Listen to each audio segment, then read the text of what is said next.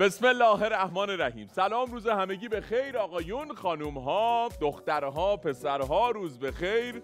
به طبیب امروز خیلی خوش اومدید. 29 اردیبهشت 403 اردیبهشت پر چش رو هم گذاشتیم. 2 ماه از 403 رفت. انشالله که خوش بگذره، به خیر بگذره، با سلامتی بگذره. ما تنها آرزومون اینه تو این برنامه که واقعا همه سلامت باشن، بیماری و درد سراغ هیچ کسی نیاد. الهی آمین. خیلی خوش اومدین. طبیب امروز رو در اول هفته تقدیمتون میکنیم. امروز 2-3 تا بخش خیلی جذاب داریم، خیلی به درد بخور، و دعوت میکنم که بشینید قشنگ ببینید. یعنی هم آنتنمون رو ببینین و همین که روبیکا رو نصب بکنید در روبیکا ببینیم، به خصوص خانوم ها، چون امروز بعد از مدت ها میخوایم در مورد مشکلات زنان و زایمان، سوالات منحصر به فرد زنان و زایمان در روبیکا حرف بزنیم. من اول روبیکا رو بگم، مهمانمون هم میبینید الان، سلام میکنم بهشون. 3 ستاره 27 مربع رو شماره گیری بکنید، روبیکا نصب میشه و بعد شما میایین توی طبیب تیوی 3. البته یه دونه چیزم داریم، QR کدم داریم اونجا که میتونین دوربینتون رو بذارید اونجا. حالا بچه‌ها میذارن براتون، دوربین رو بذارید اونجا، لینک روبیکا برای شما میاد. اما مهمان بخش اول ما یکی از جراحان زبده و توانمند در حوزه مغز و اعصاب هستند که تصویرشون رو در تلویزیون دارید میبینید. جناب آقای دکتر سید علی شمسا که سلام میکنم به شما مجدد. خیلی خوش اومدید. سلام و احترام دارم خدمت بینندگان خوب برنامه شما و همچنین شما آقای طالبی عزیز. متشکرم، قربون شما. یه چیزی من بگم، دکتر جراحه و شاید خیلی الان فکر کنن که ما اومدیم در مورد جراحی امروز حرف بزنیم. خیلی با ایشون در مورد جراحی اینا صحبت کردیم، اما امروز ما اومدیم جلوی یک سری کارهای اشتباهی که منجر به این میشه شما الکی پول میدی به بعضیا رو بگیریم، شما مسیر درست رو انتخاب بکنی. خیلی مهمه که شما مسیر درست رو انتخاب کنی.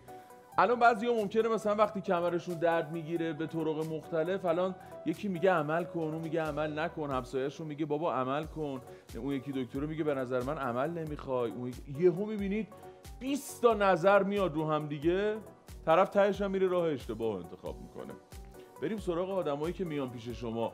اینا چند دسته میشن دکتر اگه بخوایم تقسیم کنیم کمردردو؟ ببینین وقتی بیماران وارد مطب یه جراحی ستون فقرات میشن، اینا معمولا 3-4 گروه هن. گروه اول یه سری بیمارانی هستن که خب یه درد خیلی شدید دارن، علائم عصبی براشون ایجاد شده. بله. درد شدید، پا سر، پا ضعف پیدا کرده.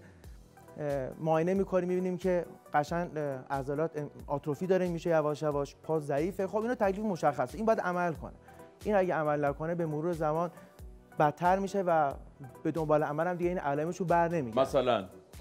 مثلا این بیمار، آقا این دیسک من بوده. الان شاید خیلی از جراحا دارن میبینن، بعضیا به من تهش میگفتن بابا چرا عمل کرد. دکتر اصلا بذار با خودم اینو به من بعضیا میگن چرا عمل کردی، ولی بعضی از جراحای حاذق مثل خودتون تا دیدن گفتن آقا عمل. ببینین یه موقع به همین صورت که دارین میبینین این مهره‌ها هستن، این مهرهای مثلا مهره 5 مهره 4 اینا دیسک هستش که بینشون قرار میگیره. در این حالت دیسک اصلا اومده وارد فضای حالا کانال نخاعی شده و اومده بالا اصلا حرکت کرده. بذار من از اینا بیارم براتون که زیاد نزدیکش نشید که میخواید ببینیدم راحت. چون نزدیک اون میشین چش آدم نمیبینه. درسته. در این حالا دیسک اصلا اومده بیرون. اینجا دیسک الان یه توضیح بدین. حالا اینجا دیسک منه ها، نه این دیسک قبل عمل منه. دکتر این از مثلا کانال نخاعی باشه، این تقریبا سالمه، یه کوچولو بیرون زدگی داره ولی اهمیتی نداره. ولی خب این دیسک که داره نگاه می‌کنی الان اومده داخل کانال نخاع و اومده بیرون. چرا اینجوری میاد بالا؟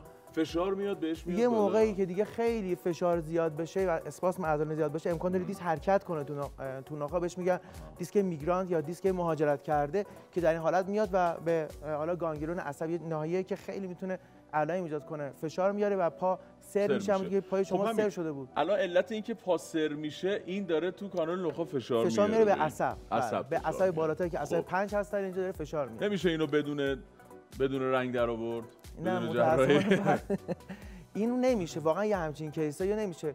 ما حالا امروز میخوام در مورد روش‌های حالا غیر جراحی صحبت کنیم. یه همچین کیسایی اگه آدم دنبال روش غیر جراحی بره امکان داره که عوارض عصبیش ماندگار بشه، یعنی بعد از عمل هم دیگه بر نمیگرده و ما این قضیه رو زیاد می‌بینیم. بیمارا میان میگن خب دکتر عمل کردی پام هنوز سره، پام هنوز مچم تکون نمیخوره، خب این دیگه آسیبشو زده و بعد دیر اقدام کردن. بله. یعنی بعد فکر کنم یه همچین آدمی میره هی روش‌های مختلف، بعد تهش میاد زمان رو از دست داده عملم میکنه. یه همچین کیسه اصلا نباید دیگه وقت تلف کنم و باید حتما عملش هم عمل خاصی نیست، شما خودتون دیگه و 2 ساعت بعد از عمل آدم بلند میشه. اینا اگه حالا مشکلی پیش داد یه زندگی نرمال و دور نقاهت اونجوری هم نخواهد داشت.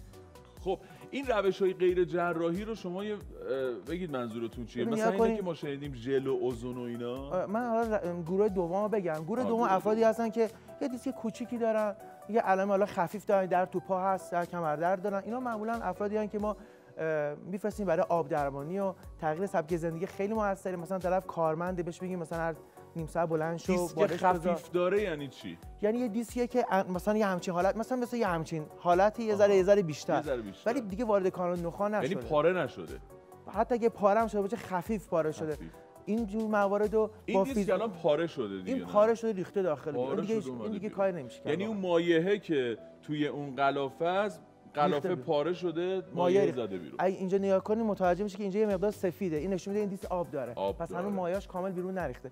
ولی در این دیسک این دیگه الان کاملا سیاه شده. این نشون میده که دیگه آبی نداره که اصلا حالا ما اون درمانی درمانی متفرقی که در این زمینه میخوایم استفاده کنیم و در این موارد نمیتونیم استفاده کنیم. من توضیح میدم در این مورد. خب حالا گروه دوم افرادی هستن که عرض کردم خدمتتون یه دیسک کوچیک دارن، اینا با فیزیوتراپی و ورزش و حالا آب درمانی اینا خوب میشن، مثل یه همچین ام‌آرآی. این الان چیه؟ دیسک خفیفه؟ این الان یک ام‌آرآی نرمال هستش. بله. اینجا که دقت می‌کنین دیگه دیسک‌ها همه سفید هستن، مثل دیسک شما دیگه سیاه نیست. مایع داره توش. بله سفید هستش. حالا اگه همین دیسک مقدار بیرون زدگی پیدا کنه ما اول میفرستیم ورزش و فیزیوتراپی و حالا روش‌های مختلف درمانی، تغییر سبک زندگی، یه سری مکمل می‌خورن، روش حالا خوابیدنشون اصلاح می‌کنن، اینا خوب میشن. حالا گروه سوم کیان؟ گروه سوم افرادی هستن که ما درمان براشون انجام میدیم ولی راضی نیستن، عمل هم نمیخواد، یعنی دیسکشون طوری نیست که ما بگیم بیا عمل بکنیم. در این حال درمان فیزیوتراپی و ورزش و اصلاح هم جواب نمیده. اینا کاندیدای خیلی خوبی میشن واسه روش‌های حالا متفرقه دیگه که حالا ما می‌خوایم امروز اعلام کنیم، مثلا مثل PRP، اوزون، لیزر، دیسکوژل. اینا روش‌هایی هستش که حالا در بازار هست. الان تایید میشه این روش‌ها؟ این روش‌ها بله تایید میشه. من مقاله می‌خوندم، یه مقاله آمریکایی بود، بروزم بود اتفاقا، میگفت اصلا اوزون تو دنیا به خاطر اینکه سمیه منسوخ شده. بعد نوشته بود در کشورهایی مثل ایران همچنان داره اوزون تزریق میشه. چرا خب دکترای ما تزریق میکنن؟ ببینین مقالات با هم فرق میکنن. بعضی مقالات واقعا رد کردن چون خود اوزون در حقیقت یه نوع اکسیژنه که اصلا عوارض سمی داره برای بدن.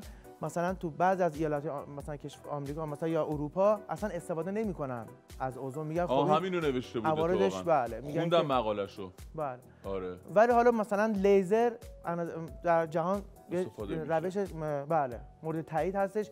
البته داستانی که این قضیه داره اینه که ما باید ببینیم که کدوم بیمار کیس لیزر هست. این خیلی مهمه. یعنی در ایران اینا رو میتونی بهمون بگی؟ بریم اونجا وایسیم. میشه بهمون بگین چیه؟ ببینین این که مثلا وقتی بیمار مراجعه میکنه، حالا یه دونه عکس دیگه هم هست، اگه اون عکسو بزنیم ما عکسو ببینیم من اونجا بیشتر میتونم توضیح بدم.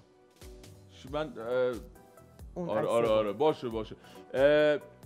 من بگم که توی روبیکا حالا اول برنامه هم گفتم نصبش بکنید همین الان. علت این که دارم زود میگم چون نصب کنید که به اونجا برسید. تا بخواید نصب کنید بیاید تو کانال ما 3999 27 مربع رو شماره گیری بکنید که بیاین توی طبیب تیوی 3 کانال ما. خب بریم ادامه چیز جان.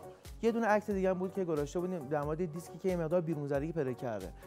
خب تو این موارد هم مواردی هستن که دیگه بیمار دچار جابجایی مهره شده. همینطور که داره می‌بینی این مهره روی مهره انگار که به سمت جلو حالا غلطیده، حالا اصطلاحاً یا میگن دچار لغزندگی مهره شده یا مهرهاتون جابجا شده. اینا هم کیسایی هستن که اصلا به درمانه حالا اینا ربطی نداره. این دیسک الان سیاه شده، مهره‌ها جابجاست و این روش‌های متفرقه نمیتونن به بیمار کمکی بکنن. البته به معنی نیست که ما همه اینا رو عمل می‌کنیم. اگر یه بیماری با همین MRI مشکل حادی نداشته باشه ما مثلا درمان نگهدارنده براشون انجام میدی. ولی اگه با همین MRI درد زیاد مقاوم به درمان داشته باشه، خب کیس جراحی پس اینا شامورتی بازیه. مثلا میان تبلیغات بزرگ مینویسن پایان جراحی مثلا مغز و اعصاب، یا مثلا طرف میاد میگه آیا از درد کمر خود رنج میبرید؟ نه خیلی داریم حال میکنیم با درد کمرمون. نمیدونم. بعد دیگر عمل جراحی در دنیا منسوخ شد با نمیدونم تزریقات دکتر ایکس نمیدونم فلان. ببین تمام بعد خانم روش‌ها اینجوری راه میره، بعد یهو مثلا کات میگه از زمانی که ژل های دکتر ایکس رو تزریق کردم دیگه فلان.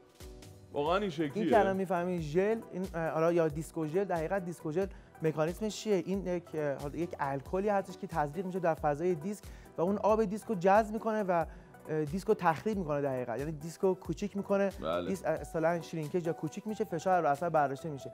این نیستش که این ژل به معنای این هستش که شما یه دیسک جدید دارین براتون گذاشته میشه. این دیسکو ژل در حقیقت اتیل الکل هستش که حالا با درصد بالا جاذب آب هست.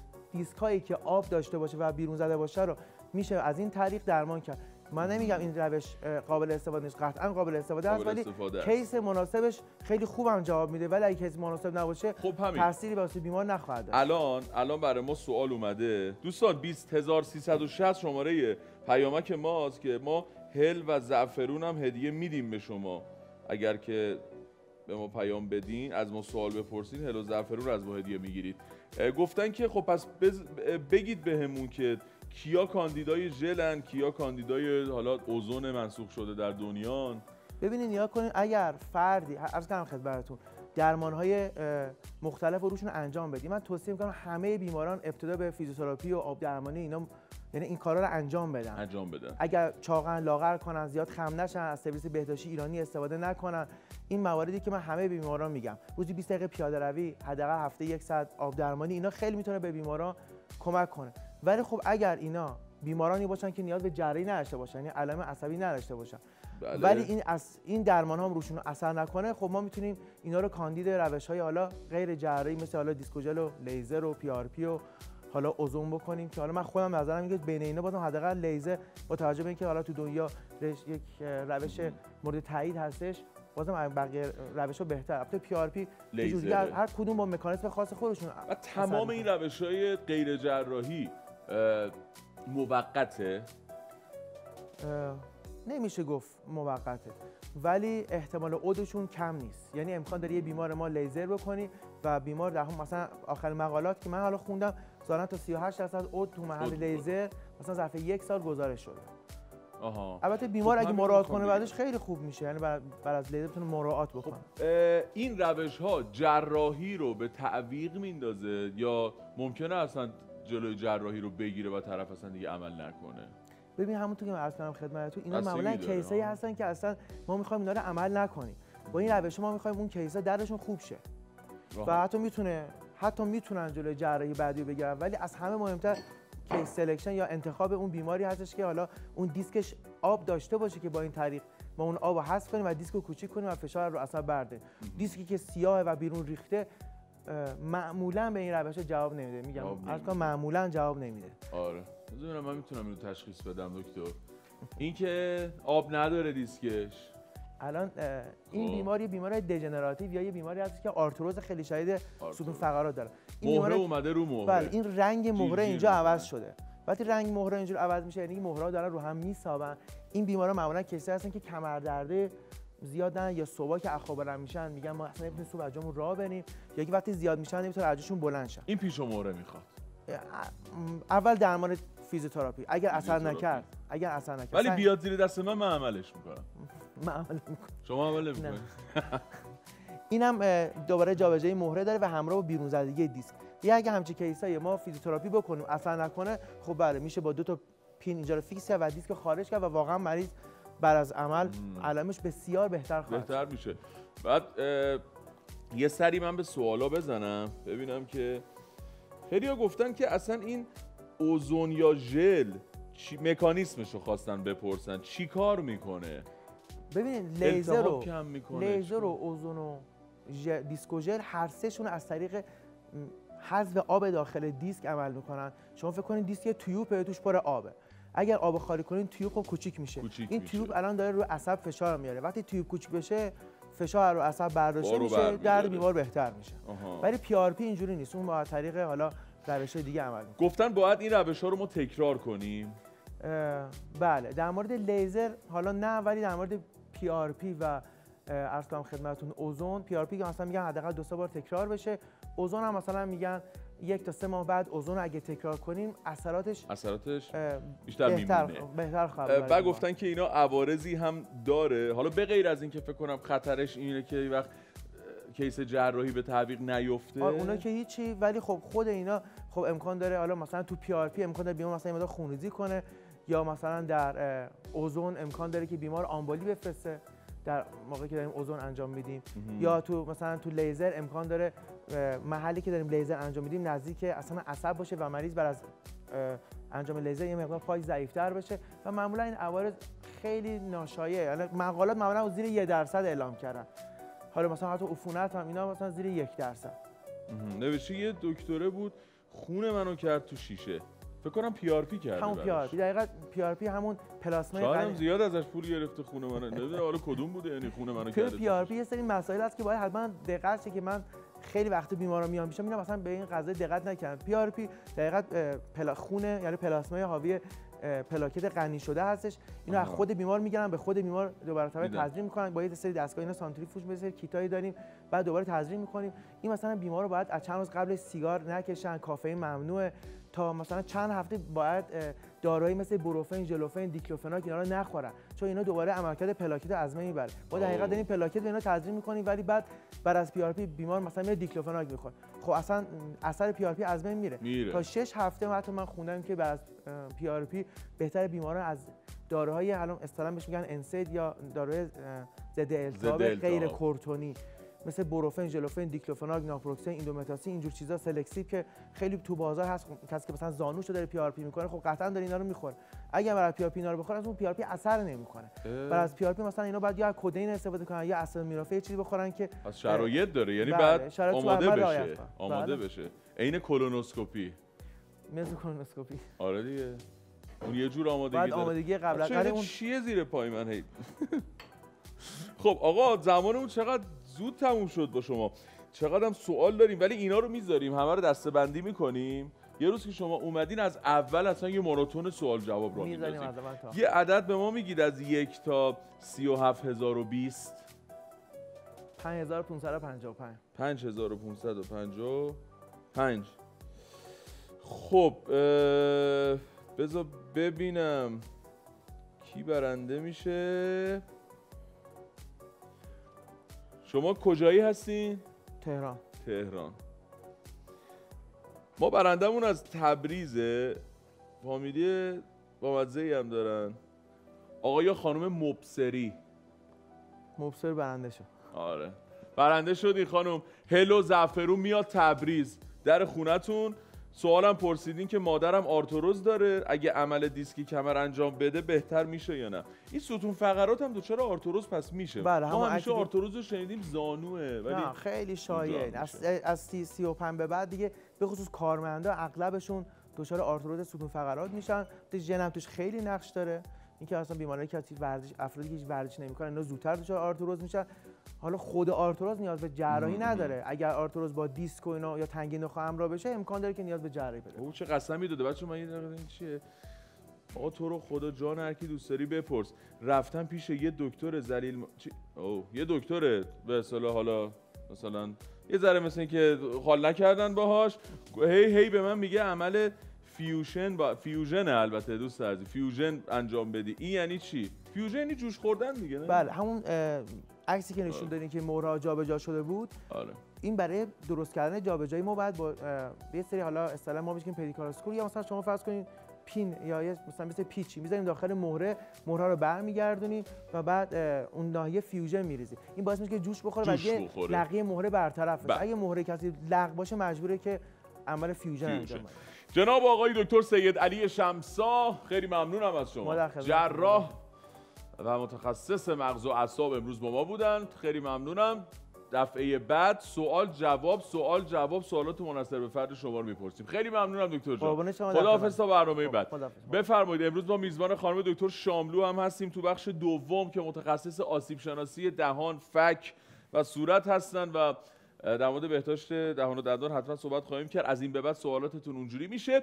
برای بخش روبیکا هم آزادانه هر آنچه که از مشکلات زنان و زایمان سوال تو ذهنتونه میتونید بپرسین، ولی باید قبلش روبیکا رو نصب کنید. این دوربین گوشیتون رو بیارید بذارید روی این QR کده، یه لینک براتون میاد، میزنید روش، میرید تو روبیکا طبیب تیوی. الان امیرعلی الان پرتاب میشه تو خود کانال، ولش کنید. اینو که بزنید لینکش رو بزنید دیگه، ول کن دیگه، دست به هیچ چی نزن، یعنی اصلا حتی راه نرو، ولش کن، میایین تو کانال طبیب. آره دکتر مرسی، خداحافظ. بریم یه بخش ببینیم.